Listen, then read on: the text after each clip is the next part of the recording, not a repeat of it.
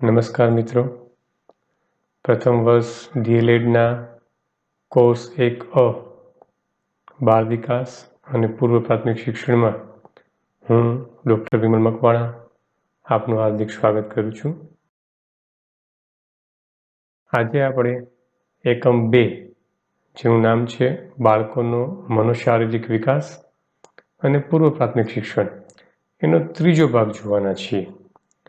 આ અગાઉ આપણે એના 2 વિડીયોઝ અહીંયા યુટ્યુબ પર મૂકેલા છે, એ કદાચ તમે જોયા હશે. જો ન જોયા હોય તો નીચે લિંક એની આપેલી છે, એમાં જોઈ શકો છો. અગાઉના જે લેક્ચર હતા એ લેક્ચરમાં આપણે જે ચર્ચા કરી ગયા એમાંનો છેલ્લા લેક્ચરનો એક મુદ્દો તો બાલ્યાવસ્થા, જેમાં આપણે શિશુના જન્મથી 3 વર્ષ સુધીનો કાળ છે એ ઘડતરનો કાળ કહેવાય, એની ચર્ચા કરી હતી. સાથે સાથે મેડમ મોન્ટેસરી 6 વર્ષની વય સુધીના ગાળાને સંવેદનાનો કાળ કહે છે, એની પણ ચર્ચા કરી હતી. સાથે ઇન્દ્રિયાનુભૂતિ, ભાષા વિકાસ, સમાજીભિમુખ વગેરે મુદ્દાની ચર્ચા આપણે કરી ગયા છીએ. આ સાથે પ્રી સ્કૂલ બાળકોમાં સમગ્ર અને વિશિષ્ટ મનોવિકાસ એ મુદ્દામાં પણ ઘણી ચર્ચા કરી હતી, જેમાં પિયાજે છે એ 2 થી 7 વર્ષને એ જે સમયગાળો છે એને પૂર્વ ક્રિયાત્મક અવસ્થા કહે છે, એની ચર્ચા પણ આપણે કરી ગયા છીએ. એ સાથે શિક્ષકોએ બાળકોના શિક્ષણ માટે શું કાળજી લેવી જોઈએ એના વિગતવાર ચર્ચા પણ કરી ગયા છીએ. સાથે માનસિક શક્તિઓના વિકાસ માટેના શૈક્ષણિક અનુભવો અને સ્મૃતિ અને તર્ક જે માનસિક શક્તિઓ કહેવાય છે, આની ચર્ચા પણ આપણે કરી ગયા છીએ. આજના લેક્ચરમાં આપણે ચર્ચા કરવા જઈ રહ્યા છીએ જ્ઞાનેન્દ્રિયોના વિકાસ માટેની મોન્ટેસરી પદ્ધતિ. આ મોન્ટેસરી પદ્ધતિ એટલે શું છે, એમાં કયા તત્વોનો સમાવેશ થાય છે, સાથે સાથે એના સાધનો કેવા છે અને સાધનોની શું ઉપયોગિતા છે, વિશેષતાઓ છે, આની ચર્ચા આપણે છે તો આજના લેક્ચરમાં કરવાના છીએ.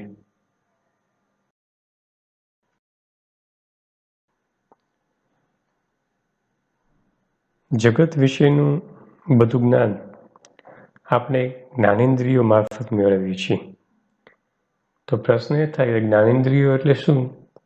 તો કે જ્ઞાનેન્દ્રિયો એટલે જે અવયવથી આપણે જ્ઞાન પ્રાપ્ત કરીએ છીએ તેને જ્ઞાનેન્દ્રિયો કહે છે.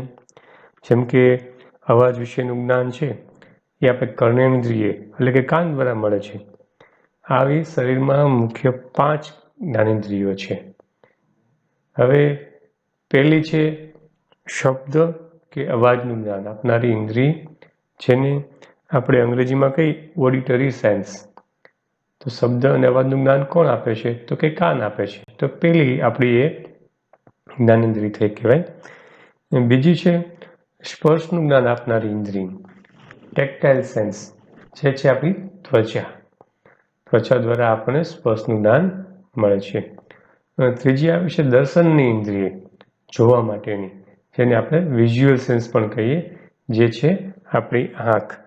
પછી આવે છે ગંધની ઇન્દ્રિય, જેને આપણે ઓલ્ફેક્ટરી સેન્સ તરીકે પણ ઓળખીએ છીએ.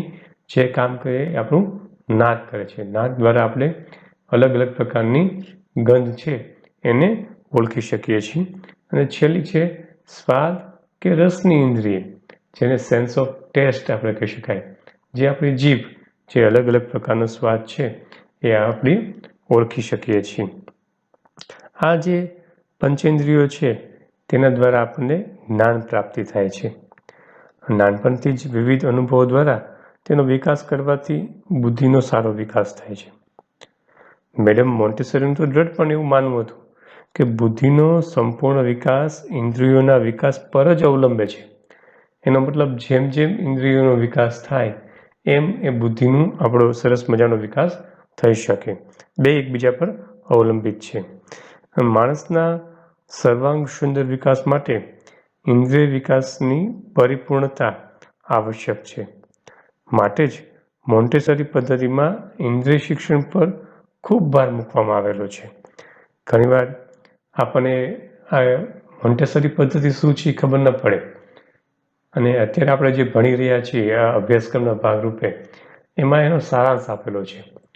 તો મિત્રો, તમને કોઈને જો મોન્ટેસરી પદ્ધતિ વિશે વિશેષ જ્ઞાન જોઈતું હોય, તેની વિગતવાર માહિતી જોતી હોય, તો ગીજુભાઈ બધેકાએ જે આપણે બાલ શિક્ષણ આપ્યું છે એને મોન્ટેસરી પદ્ધતિ એટલે શું, એના શું સાધનો છે, એમાં કયા તત્વો છે, એના વિશેની ખૂબ સરસ બુક લખી છે. એનું નામ જ છે મોન્ટેસરી પદ્ધતિ. અને આપણા ભાવનગરના નૂતન બાલ શિક્ષણ સંઘ જે છે એના દ્વારા એ બુક બહાર પાડવામાં આવેલી છે, અને આખી બુક ગુજરાતીમાં છે. જો આપને મેડમ મોન્ટેસરી અને એની શિક્ષણ પ્રણાલી જે છે એના વિશે વિશેષ માહિતી જોતી હોય, થોડું ડીપમાં જોવું હોય, તો મારી આપ સૌને રિક્વેસ્ટ છે કે એઝ એ ટીચર તરીકે તમે આ બુક છે, જે જમણી બાજુ એનો ફોટો મેં દર્શાવ્યો છે, આપ જોઈ શકો છો, એ વાંચવાની આપ સૌને ખાસ એક ભલામણ છે.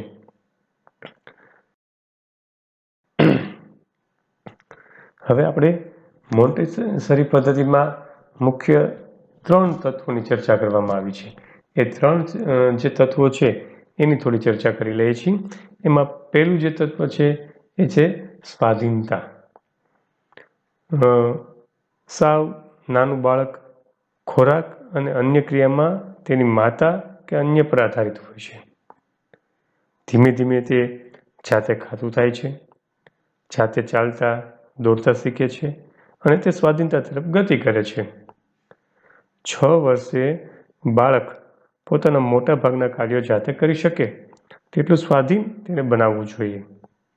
આ માટે તેને પ્રવૃત્તિ આપવી, તેને વધુ પડતા બંધનોથી મુક્ત કરવું જોઈએ. જેમ બિનજરૂરી કાળજી વધુ લેવામાં આવે તેમ સ્વાધીનતા ઘટે છે. બાળકનું દરેક કાર્ય તમે જાતે કરવા દેવાને બદલે તમે એને હેલ્પ કરો અથવા તો એના કામ તમે કરી આપો તો બાળકમાં સ્વાધીનતા ક્યારેય આવતી નથી. એનામાં આત્મવિશ્વાસનો વિકાસ ક્યારેય થતો નથી. એટલે બાળકની શક્તિ છે એ પણ મર્યાદિત થતી જાય છે. એટલે આપણે બાળકને જાતે બધું કાર્ય કરવા દેવું જોઈએ.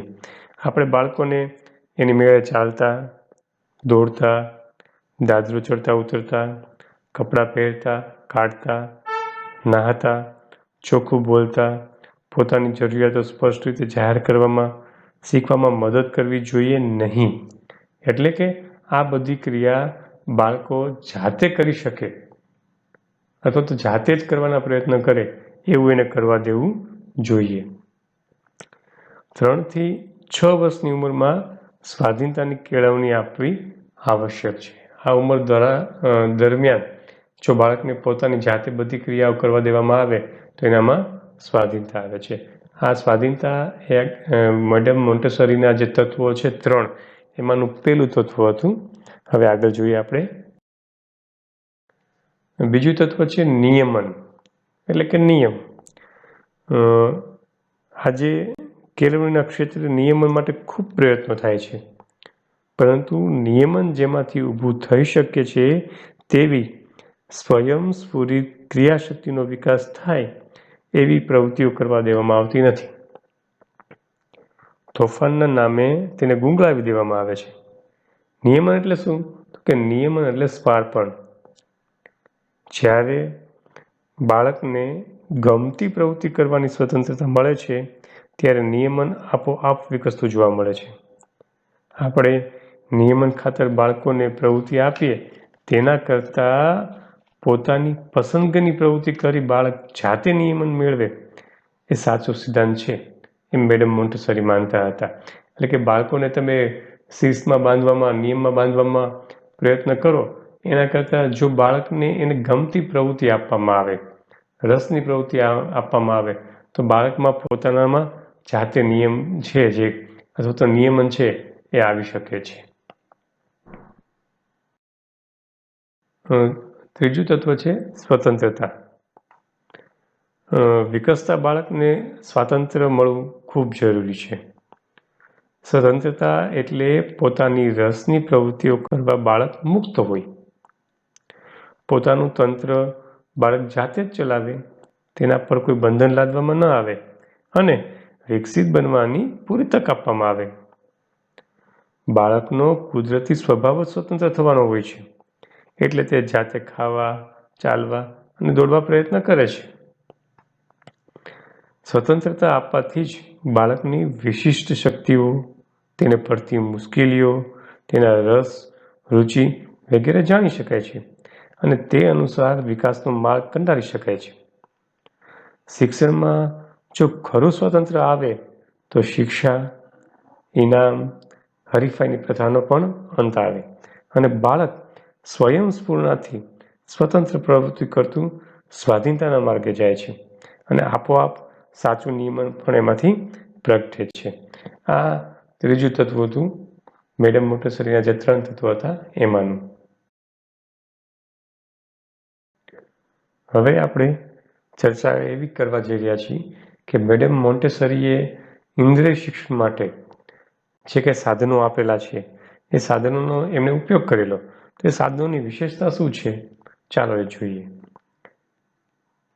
સૌથી પહેલાં તો છે એ સાધનો છે આકર્ષક છે, બાળકોને જોવા ગમે અને સ્પર્શવું ગમે, રમવા માટે લેવા ગમે એવા સાધનો આકર્ષક છે.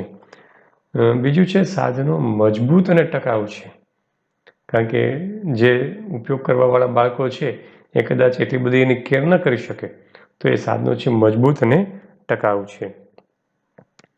સાધનો સ્વયં ભૂલ સુધારક છે, કે સાધનોની ગોઠવણી જ એવી કંઈક રીતે થતી હોય છે કે જો બાળકથી એક બરોબર ગોઠવાય નહીં તો બાળકને પોતાને ખ્યાલ આવે કે આ જગ્યાએ મૂકવાનું નથી અથવા આ જગ્યાએ ફિટ કરવાનું નથી, એટલે સ્વયં ભૂલ સુધારક છે સાધનો. સાધનો છે એ બધા ક્રિયાત્મક છે, ક્રિયા દ્વારા એનો ઉપયોગ કરવાનો છે.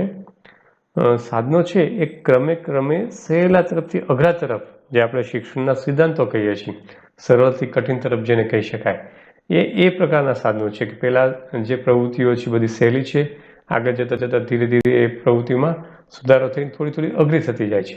એટલે સાધનો છે એ ક્રમે ક્રમે સહેલાથી અઘરા તરફ જતા હોય છે. બીજું છે આ સાધનોમાં એકાકીકરણનું તત્વ સચવાય છે. તો એકાકીકરણ એટલે શું? તો એ સાધન વડે એક સમયે એક જ ઇન્દ્રિયનું શિક્ષણ એટલે એકાકીકરણ. એક સાધન, એક સમય અને એક જ ઇન્દ્રિયનું શિક્ષણ. એટલે કોઈ પણ એક વિષયમાં માસ્ટરી આવે ત્યારે બીજું સાધન લેવામાં આવે, પછી બીજી ઇન્દ્રિયનું શિક્ષણ આપવામાં આવે બીજા સમયે. એટલે એકાકીકરણ એટલે એક સાધન વડે એક સમયે એક જ ઇન્દ્રિયનું શિક્ષણ આપવું, એકાકીકરણ કહેવાય છે. બીજું છે બાળકો સહેલાઈથી હેરફેર કરી શકે તેવા સાધનો છે, ઉપાડીને લઈ શકે પોતાની જાતે જ સ્વતંત્ર રીતે, એવા નાના નાના સાધનો છે. બીજું છે આ સાધનો પ્રબોધક છે. પ્રબોધક એટલે શું? તો કે માનસિક વિકાસને પ્રેરનારા. એ સાધનોના ઉપયોગ દ્વારા બાળકોનો માનસિક વિકાસ સરસ રીતે થઈ શકે એવા પ્રકારના સાધનો છે. આ બધા સાધનો દ્વારા બાળકનો સરસ મજાનો વિકાસ થઈ શકે. મેં તમને અગાઉ રેફરન્સ આપ્યો તેમ આ બધા સાધનો વિશે જો તમારે વિગતવાર માહિતી જોઈતી હોય તો જે મેં તમને ગીજુભાઈ બધેકાની બુકની વાત કર્યું, મેડમ મોન્ટેસરી નામ છે, એમાં બધા સાધનો અને એનો ઉપયોગ કેમ કરવો એ સરસ રીતે સમજાવેલું છે. હવે આપણે એ કયા કયા સાધનો છે ઇન્દ્રિય શિક્ષણના સાધનો, આપણે અત્યારે એની માત્ર યાદી જોઈએ છીએ, કયા સાધનથી બાળકમાં કયા ગુણનો વિકાસ થાય. હાલ આપણે સમય અને આપણો સિલેબસ છે એના અભાવને લઈને આપણે એની ડિટેલમાં ચર્ચા કરવા જતા નથી, તો માત્ર એ સાધનોના નામની યાદી જોઈએ છીએ. પહેલાં આવે છે દર્શેન્દ્રિયના સાધનો. દર્શેન્દ્રિયના સાધનો છે એમાં 3 બાબતોનો સમાવેશ થાય છે. પછી આવે છે પરિમાણ. તો ડટ્ટાપેટી નંબર છે એ નંબર છે 0, 1, 2, 3, 4. આ ડટ્ટાપેટીનો ઉપયોગ પણ એના સાધનો તરીકે કરેલો છે. પછી આવે છે ગુલાબી મિનારો, જેનું સાઈડમાં ચિત્ર આપવા માટેનો પ્રયત્ન કર્યો છે. એ સાથે પહોળી સીડી, લાંબી સીડી, ટોપકા વગરની ડટ્ટાપેટી વગેરે સાધનોનો પણ અલગ અલગ કૌશલ્યના વિકાસ માટે ઉપયોગ કરવામાં આવે છે. પછી આવે છે રંગ, જેને આપણે કલર કહીએ છીએ. તો એ રંગમાં 3 પ્રકારના રંગ આવશે. એ તો મૂળ રંગની તકતીનો ઉપયોગ કરવામાં આવે છે. પછી મિશ્ર રંગ એટલે કે બંને રંગો હોય કોઈ પ્રકારના, એ રંગોને મિક્સ કરીએ તો શું થાય છે, એવા મિશ્ર રંગની તકતી પણ આવે અને છાયા રંગની તકતી પણ ઉપયોગમાં લેવામાં આવે છે. સાથે સાથે આકાર, વિવિધ ભૌમિતિક આકાર છે એનો ઉપયોગ કરી એની આકૃતિની પેટી પણ અહીંયા આપણે ઉપયોગમાં લઈએ છીએ સાધનો તરીકે. એ સાથે છે રચના પેટી.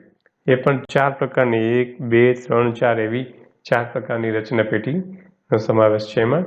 એ સાથે છે સ્પર્શેન્દ્રિયના સાધનો, એટલે અડીને એનો સ્પર્શ કરીને પણ બાળક શું શીખે છે અથવા તો એનામાં કયા કૌશલ્યનો વિકાસ થઈ શકાય, કયા ઇન્દ્રિયનો વિકાસ થઈ શકાય, એના માટેના સ્પર્શેન્દ્રિયના સાધનોનો પણ ઉપયોગ કરવામાં આવ્યો છે. એમાં સ્પર્શના પાટિયા છે, એમાં 1, 2, 3, 4 નંબરના પાટિયા છે. એ સાથે સ્પર્શની તકતી, સ્પર્શના રૂમાલ, વજનની તકતી, ચલ સ્પર્શ, શીતોષ્ણ પારખવાનું સાધન.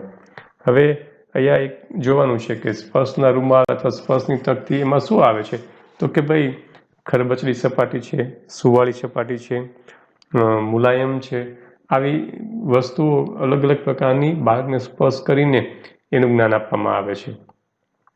એવું છે શીતોષ્ણ પારખવાનું સાધન. શીત અને ઉષ્ણ 2 શબ્દોનો બનેલો શબ્દ છે. શીત એટલે ઠંડુ, ઉષ્ણ એટલે ગરમ. તો કોઈ વસ્તુ ઠંડી કે ગરમ એના માટેના બાળકોને પ્રેક્ટિકલ જ્ઞાન મળે એના માટે આ સાધનોનો ઉપયોગ કરવામાં આવે છે. પછી છે કર્ણેન્દ્રિયનું સાધન. કર્ણેન્દ્રિય એટલે શું, તો કે સાંભળવા માટેનું કાન. એનું સાધન એટલે શું, તો કે અવાજની ડબ્બી. અવાજની ડબ્બીમાં કેવા પ્રકારનો અવાજ આવે છે એ સાંભળી અને બાળક એનું અવલોકન કરીને કહે છે. અવાજમાં ક્યાં ક્યાં ફેરફાર થાય છે એની માટેનું સાધન છે. એવું જ છે ઘાણેન્દ્રિય. ઘાણેન્દ્રિય એટલે આપણું નાક, સુગંધ. હવે ગંધ મૂળ શબ્દ છે, એમાં સુગંધ પણ થાય અને દુર્ગંધ પણ થઈ શકે. પણ ગંધની ડબ્બી અથવા પોટલી, અલગ અલગ પ્રકારની ગંધ બાળકને સુંઘાડવામાં આવે અને શું છે એ જાણ કરવામાં આવે, જેથી કરીને બાળકનું નાકનું જે પારખ કરવાની શક્તિ છે અલગ અલગ ગંધ એ સરસ મજાની વિકસી શકે. સાથે છે સ્વાદેન્દ્રિયનું સાધન. સ્વાદેન્દ્રિયનું સાધન એટલે શું, તો આપણી જીભનું કામ કરવાનું છે કે બાળકને અલગ અલગ પ્રકારના જે સ્વાદ છે એ ચખાડવામાં આવે, જેમ કે ગળ્યો, ખાટો, ખારો, તુરો, કડવો. આ સ્વાદ ચખાડવામાં આવે અને એના વિશે એને પૂછવામાં આવે.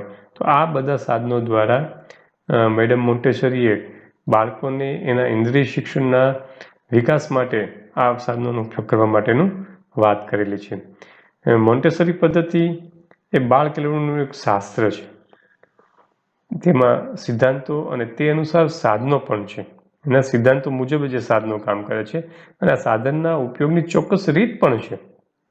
દરેક સાધન કઈ રીતે વાપરવું એની ચોક્કસ પદ્ધતિ છે. આજે પણ તે પ્રસ્તુત છે. મોટાભાગની ઘણી સ્કૂલોમાં આ પદ્ધતિથી ભણાવવામાં આવે છે. પણ એક યાદ રાખવું પડે કે તેનો સિદ્ધાંત, વિચાર અને સાધન ઉપયોગ માટે તાલીમ લેવી આવશ્યક છે. કયા વસ્તુનો, કયા સાધનનો કઈ રીતે ઉપયોગ કરવો અને બાળકનો કઈ રીતે એનો વિકાસ કરવો એ માટે તાલીમ ખૂબ અગત્યની છે.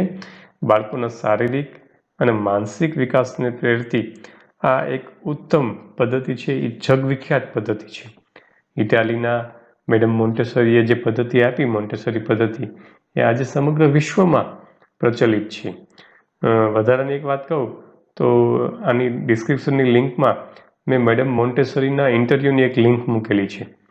જો તમારે મેડમ મોન્ટેસરીને જોવા હોય અથવા એનું ઇન્ટરવ્યૂ જોવું હોય તો તમે એ લિંક પર ક્લિક કરશો તો તમે એનું એક નાનું એવું ઇન્ટરવ્યૂ છે જોઈ શકશો. અને મેડમ મોન્ટેસરીએ લગભગ 7 વર્ષ ભારતમાં પણ ગાળેલા છે. તો ભારત સાથે પણ એનો નાતો છે. તો આપણે ઇન્ટરવ્યૂ જોવાનું અને નીચે અંગ્રેજીમાં સબટાઇટલ આપ્યા છે એ સાંભળશો, વાંચશો તમે તો પણ તમને મોન્ટેસરી વિશેની થોડીક વિશેષ માહિતી મળી શકશે. તો આ આપણા જે વિડીયો છે એમાં આપણે 2 ચર્ચા કરવાના છે, એક મેડમ મોન્ટેસરીની અને બીજી છે એ આપણે ફ્રોબેલની. તો ચાલો આગળ ચર્ચા આપણે વધારીએ. હવે મેં તમને કીધું બીજી પદ્ધતિ છે કિન્ડરગાર્ટન પદ્ધતિ, જે ફ્રેડરિક ફ્રોબેલે આપેલી છે એના વિશે જોઈએ. ફ્રોબેલની શિક્ષણ પદ્ધતિનો મુખ્ય સિદ્ધાંત સર્જનાત્મક સ્વયં પ્રવૃત્તિ દ્વારા બાળકનો સર્વાંગી વિકાસ છે. આ એનો મુખ્ય સિદ્ધાંત છે. બાળકોની પ્રવૃત્તિ દેખી રીતે હેતુરહિત હોવા છતાં પ્રવૃત્તિ થતાં બાળકનું તંત્ર ગતિશીલ બને છે અને ઉપયોગમાં આવે છે, અને ઉપયોગિતાના નિરંતરતામાં રહેવાથી તેનો વિકાસ થાય છે. પ્રવૃત્તિઓ દ્વારા તેની સફળતા, નિષ્ફળતા, તેની શક્તિ, અશક્તિઓનું તેને ભાન થાય છે. પ્રવૃત્તિઓ આપમેળે થઈ શકતી નથી, પરંતુ પ્રવૃત્તિઓની દોરવણી મન દ્વારા થતી હોવાથી તેનો માનસિક વિકાસ પણ થાય છે, અને એમ કરતાં પોતાની પ્રવૃત્તિ ઉપર પોતાનો અંકુશ સ્થાપિત થતો જાય છે. સ્વયં પ્રવૃત્તિ દ્વારા એક રીતે બાળક પોતાનું ઘડતર કરે છે, જ્ઞાન શક્તિ મેળવે છે, આત્મસાત કરે છે, અને આવી રીતે સ્વયં પ્રવૃત્તિ દ્વારા આત્મસાત કરેલું જ્ઞાન સર્જનાત્મક પ્રવૃત્તિઓના પરિણામ ઉપરથી જે જ્ઞાન શિક્ષણ સંપાદન કરેલા છે તેનું કંઈક આપણને દર્શન થાય છે. વિકાસનું દર્શન જેમ આપણામાં આનંદ, ઉત્સાહ પ્રગટાવે તેમ બાળકમાં પણ તે આનંદ પ્રગટાવે છે, અને શ્રદ્ધા, વિશ્વાસ જન્માવે છે, અને તેમ છતાં તેનું વ્યક્તિત્વ છે એ વધુ સાકાર બને છે. ફ્રોબેલની બક્ષિસ 1 માર્ક્સનો ઘણીવાર પ્રશ્ન પૂછાતો હોય છે. તો ફ્રોબેલની બક્ષિસ એટલે શું? તો ફ્રોબેલના શૈક્ષણિક સાધનોને ફ્રોબેલની બક્ષિસ કહે છે. ખરેખર આ શૈક્ષણિક સાધનો બાળકો માટે એક અમૂલ્ય ભેટ, બક્ષિસ સમાન જ છે. કિન્ડરગાર્ટન એટલે કે કેજી જેને કહીએ છીએ, એ શાળા જગત સમક્ષ મૂકી ફ્રોબેલે ખરા અર્થમાં બાળકોના સર્વાંગી વિકાસ માટેનો માર્ગ ખોલી આપ્યો છે. નવો મુદ્દો છે ફ્રોબેલની બક્ષિસોનું સ્વરૂપ. તો એ બક્ષિસો જે આપેલી છે, અથવા તો જેને શૈક્ષણિક સાધનો પણ આપણે કહી શકીએ, તો એનું કેવું સ્વરૂપ છે જોઈએ. પેલું છે ઊનના રંગીન 6 દડા. આમાં ઊનના રંગીન 6 દડાઓ છે, એમાં 3 મૂળ રંગના છે, જે બેઝિક કલર કહેવાય તે, અને બીજા 3 મૂળ રંગના મિશ્રણથી બનતા રંગોના છે. એટલે પેલા મૂળ રંગના 3 દડા, અને 3 દડા છે, 3 બીજા દડા છે એ મૂળ રંગના મિશ્રણથી જે થાય એ દડા છે. બીજું છે ગોળ, ઘન અને નળાકાર પેટી. હવે આની અંદર છે તો જેમાં એક ગોળ, એક ઘન અને એક નળાકાર ઘન હોય છે. આ રમતમાં તેને જે દર્શન થાય છે તે ઉપરથી ગોળ અસ્થિર છે અને ઘન સ્થિર છે એવું જ્ઞાન થાય છે. ત્રીજું સાધન કહી શકાય છે મોટા ઘન અને તેના ભાગ. એમાં એક મોટો ઘનના 8 સરખા ભાગો કરેલા છે. આમાં સમગ્ર અને અંશના સંબંધો અને તેની સાથેના પરસ્પર સંબંધનો બાળકને ખ્યાલ આવે છે. પછી એના પછી જોઈએ તો ઘણા બધા સાધનો છે. એમાં છે મોટા ઘન અને તેના લંબચોરસ ભાગ, પછી છે મોટા ઘન તથા ઘનાકાર અને ત્રિકોણકાર ભાગ, તો છે મોટા ઘન અને તેના લંબચોરસ ભાગ, પછી છે ક્ષેત્રાકારની પેટી, સળીની પેટી, વર્તુળ અને અર્ધવર્તુળાકાર રંગીન પેટી. આ બધા શૈક્ષણિક સાધનો છે ફ્રોબેલના, જેને બક્ષિસ તરીકે પણ આપણે ઓળખીએ છીએ. બહારથી રમત દેખાતી આ પ્રવૃત્તિ દ્વારા બાળકો પોતાના આંતરમનનું દર્શન કરાવે.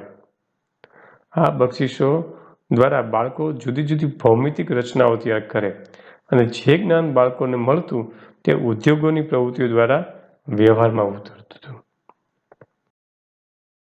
હવે છે ફ્રોબેલની હસ્ત ઉદ્યોગની પ્રવૃત્તિઓ. તો ફ્રોબેલે હસ્ત ઉદ્યોગ માટે કઈ કઈ પ્રવૃત્તિઓ આપેલી હતી? તો એમાં હતું માટીકામ, ઘડીકામ, કાતરકામ, કાતરથી વિવિધ આકારો કરવા એમ, રંગકામ, સાદડી ગૂંથવી, સીવણકામ, મીણની રચનાઓ, ચિત્રકામ. આ બધી પ્રકારની હસ્ત ઉદ્યોગની તેની પ્રવૃત્તિઓ હતી. આમ ફ્રોબેલે ગીતો, વાર્તાઓ, પ્રવૃત્તિઓ આપીને બાળકના જીવનને આનંદ અને ઉત્સાહથી ભર્યું. રાખીએ આજે આપણે 2 મુખ્ય પદ્ધતિ, મોન્ટેસરી પદ્ધતિ અને ફ્રેડરિક ફ્રોબેલની પદ્ધતિ છે એ 2 વિશે ચર્ચા કરી છે. જો આપને આ વિડીયો ગમતો હોય તો આ ચેનલને સબસ્ક્રાઈબ કરવા વિનંતી છે, અને સાથે લાઇકનું બટન દબાવશો તો પણ મને આનંદ થશે. Thank you very much. Have a wonderful day.